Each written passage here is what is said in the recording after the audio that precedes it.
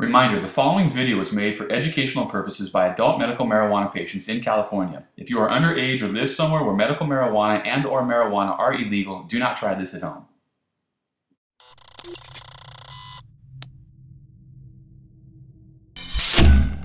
What's up guys? Chubbs here, askchubbs.com. I thought I'd make a video today talking a little bit about some old jobs that I had in the past that I kind of feel like helped me prepare unknowingly for my future career in medical marijuana. A pretty common question that I get asked is, where did I go to college and what classes did I take to help me get ready for my career in medical marijuana? And a lot of people are surprised to find out I never went to college. I dropped out of high school. My dad kicked me out of the house when I was 18 for smoking weed. I was still in the senior year of high school, my last year of school. And I had my own place, so my dad kicked me out. I got my own place. I had a couple jobs. I had a small little apartment, a garage conversion, and I was working and going to school. I would leave school a little bit early and go to work every day or 3 or 4 days out of the week. And the continuation school I was going to was cool with that. And then the principal left, and the new principal that came in wasn't cool with it. He kind of gave me an ultimatum and pretty much said, you're either here all day or you're here not at all. And he didn't understand that I had bills to pay. I was the only kid in high school, or at my school, with a rent payment. So the choice for me was obvious. I split, went to work, and I never looked back. I don't regret the decision at all. But now when I do think about the jobs that I've had in the past, there are a few that, at the time, the skills that I was learning at these jobs are things that I have been able to use, I've been able to carry over and use in the medical marijuana world. So I thought I'd just talk about a few of the jobs that I've had. Some of you guys might have heard me talk about them in the past. I don't think a couple of these might surprise most of you guys. Let's get nice and baked and get started. Cheers.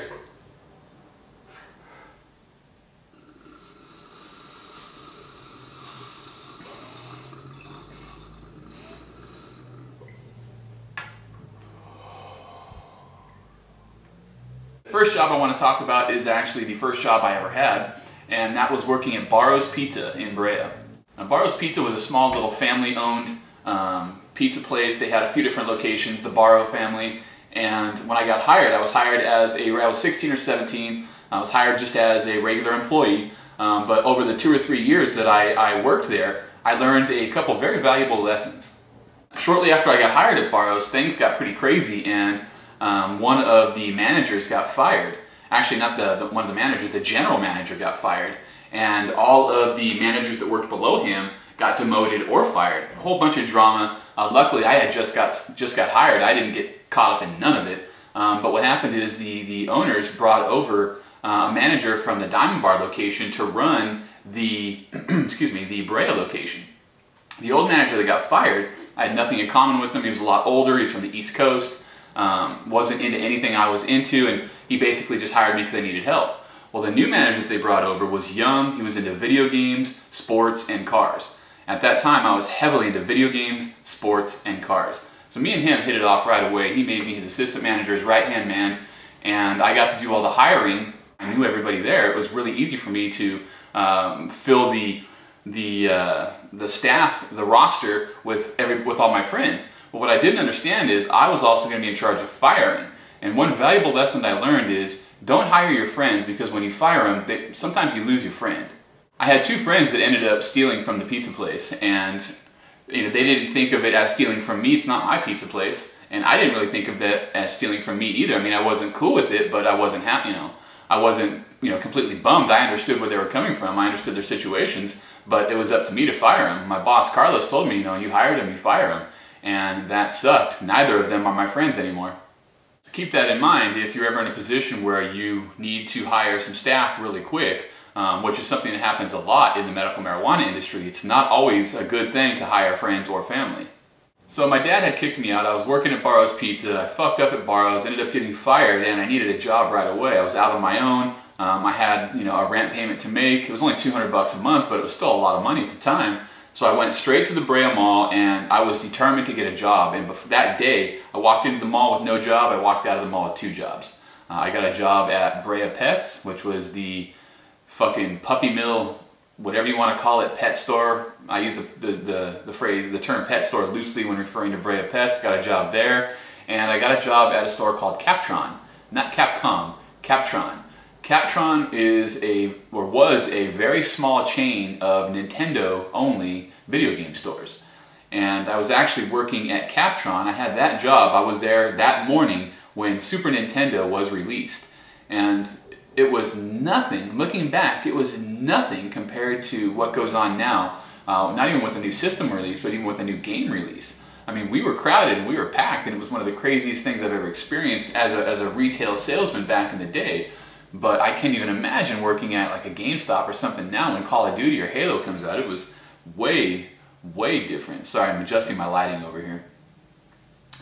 So working at Brea Pets and working at Captron gave me a lot of face-to-face retail experience in a very short amount of time. Both stores were incredibly busy, and I worked the counter, I worked the back, I worked the floor at both places, and it gave me a chance to really understand the phrase, the customer is always right. That's something that term exists for a reason. The video game store, it was kids coming in with their parents, you know, and there was no kids buying anything. It was always kids with their parents. So I'm, you know, 17, shit, younger than that, yeah, 16, 17-year-old kid dealing with adults all the time, every sale, trying to upsell. And then at the pet store, it was just a clusterfuck. I mean, that place was nuts. There was so many people coming in and out of there, reptiles, bunnies, fish, dogs, cats, chinchillas, guinea pigs, birds. I mean, you name it. And man, did that place stink. I mean, working there, it was a nightmare. I mean, I would do my best to clean every day, every night. I'd get there at 7 a.m., be there till midnight, and eventually the store ended up getting kicked out of the mall because it funked up the mall too much. It just stunk up the entire wing of the mall, and they said, you guys are out of here. Meanwhile, over at Captron, business is booming, and my manager, Roger, he was a sales guru. I mean, he's the one that taught me, you know, don't end the sale until the customer says no. He really was an old school, very polite, very detail-oriented salesman, and I learned a lot from the dude. Retail sales is like no other. I mean, you deal with so many people every day, face to face. You know, they're handing you your cash hand to hand. That it really forces you to learn how to smile at all times. The last job I want to talk to you guys about, it's kind of two jobs in one. Right around the end of the internet boom and the beginning of the housing boom, I got into finance. And I was doing leases, writing leases with a company called Balboa Capital here in Irvine. Very popular company, Inc. 500, fastest growing. It was a fun job, and I learned a lot about finance. I learned a lot about how to act and how the politics of a big company work. And I really enjoyed the job, made some good money, and thought that I was really killing it over there. That's until I started hearing stories of an old salesman that used to work there named Eric, who ended up doing so well that he branched off and started his own company called Genesis Capital. And all of these, it was almost mythical the way they talked about this guy. And I really was curious to find out what was going on and how he did it. Long story short, I ended up getting a job at Genesis Capital. And at Balboa Capital, I would make 70 to 150 calls a day. At Genesis Capital, I would make 350 to 400 calls a day. And I would be working the computer at the same time. The multitasking and the work ethic that I learned there is second to none. It's really where I learned that if you work smart and hard, you see quadruple the results you would see if you just worked one or the other. It was a telephone sales job, really. I didn't go out onto too many sales calls. All of the closing was done over the phone.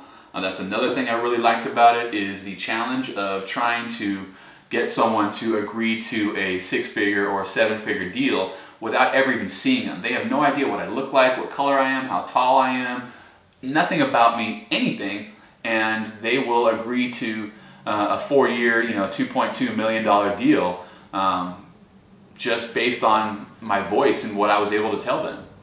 All the jobs I just talked about really kind of, in one way, shape, or form, it gave me a little piece to put in this big pie that I used to create my medical marijuana empire. Everything I learned, I tried to apply in some way to my day-to-day business.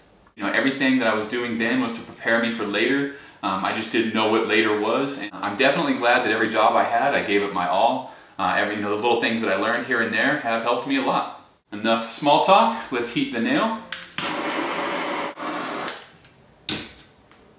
Cheers.